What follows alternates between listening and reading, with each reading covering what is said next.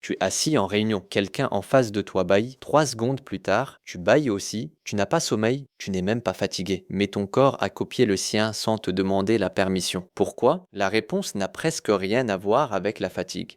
Elle a à voir avec une chose beaucoup plus ancienne, ta capacité à sentir ce que ressent quelqu'un d'autre juste en le regardant. Les chercheurs appellent ça la contagion du bâillement, et elle ne touche pas tout le monde de la même façon.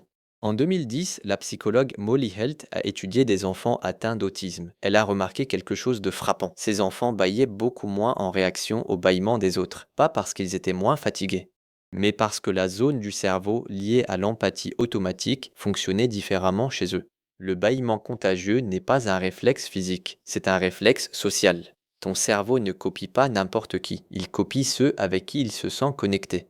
C'est là que ça devient étrange. Le bâillement contagieux passe par les mêmes circuits neuronaux que ceux utilisés pour comprendre les intentions et les émotions des autres. Les neurones miroirs. Quand tu vois quelqu'un bâiller, une partie de ton cerveau simule l'action, comme si c'était toi qui la faisais.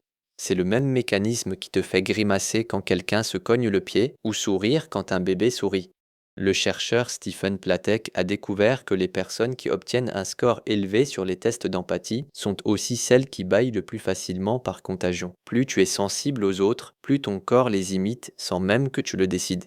Alors pourquoi est-ce que ça existe? Ce qui est certain, c'est que ce réflexe révèle quelque chose que tu fais sans arrêt, sans t'en rendre compte. Ton corps lit en permanence les corps autour de toi. Il copie les postures.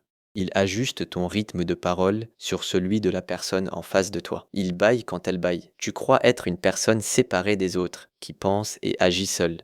Mais une partie de toi est constamment en train de se synchroniser comme deux pendules accrochées au même mur qui finissent par battre ensemble. Alors la prochaine fois que tu bâilles devant un écran, devant un ami, devant un inconnu dans le métro, ce n'est pas la fatigue qui parle. C'est ton cerveau qui te dit silencieusement ⁇ Je te vois et je suis avec toi ⁇